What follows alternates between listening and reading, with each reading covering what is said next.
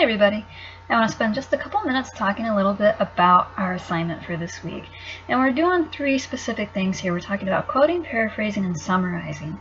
And these are the tools of the trade, so to speak, in supporting our argument. It's the evidence that we're going to be using to support our claim. And we do that three different ways: quoting, paraphrasing, and summarizing.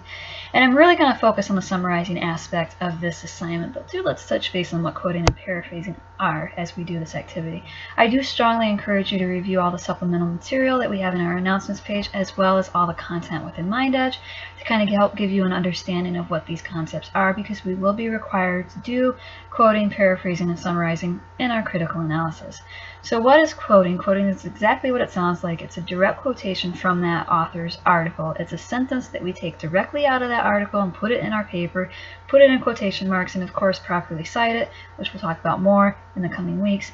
And that's a direct quotation. It's using the author's words specifically and directly to support our own. And there's going to be an activity here in MindEdge to help you practice this a little bit. I'm of course not going to do it now, because then I will be giving you the answers, but go through and be sure to participate and complete all of these questions under quoting. And the same will be true for paraphrasing. You have 3 questions here that you need to answer as well. Paraphrasing is a little bit different than quoting. Paraphrasing is putting an author's specific idea or statement into our own words. It's conveying the meaning of the source, but putting it in our own unique perspective, our own unique words. So instead of having that specific direct quotation, we're going to put that direct quotation in our own words. We're going to paraphrase it to support what we're saying. Again, to gain access to the activity that we need to complete for paraphrasing, you click on the big bubble right there with the question mark, and you actually do these activities. That's multiple choice questions. And then there you go. And I really want to focus on the summarizing aspect here. Summarizing is bigger than quoting and paraphrasing. We think about quoting and paraphrasing with a more singular idea, like a direct line. Maybe we'll paraphrase a paragraph. Summarizing is sort of conveying the whole overall meaning of the article that we're reading. It's used for longer passages in articles, and the idea is to give your audience a clear understanding of what that big passage, what that article is about. You are in essence summing up what that article is about. We want to pretend that our audience hasn't necessarily read this article, and we're going to tell them what it was about.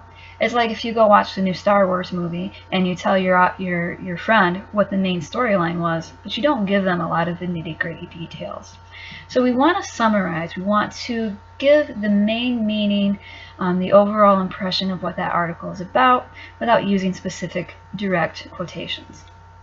Alright, now for this assignment, we're going to summarize the following article: David Kirkpatrick's Saudis Expand Regional Power as Others Falter. So we want to open that up, give it a good read, give it a good active reading, and then summarize in one paragraph what it's about. Do not use any direct quotations. That's not necessary or encouraged.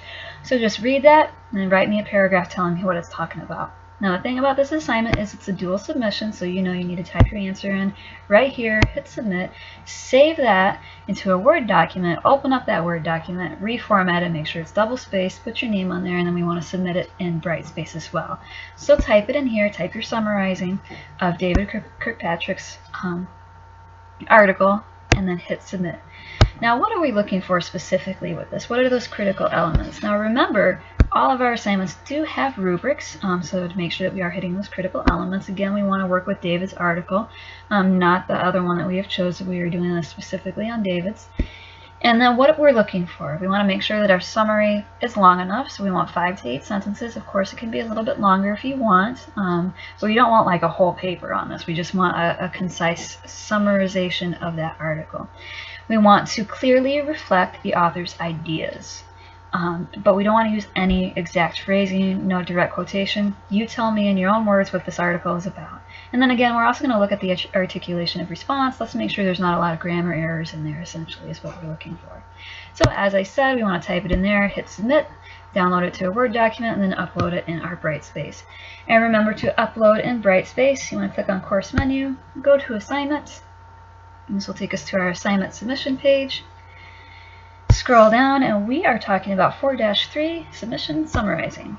I'm going to click on that, and it will open it up, and then you can just upload the file that you want, hit submit, and you're good to go.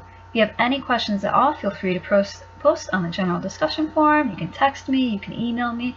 Let's keep this conversation going so that you feel supportive and 100% confident in what we're asking you to do here. Don't overstress this too much. We're just summarizing an article. You can do this, you got this, and it's going to be amazing.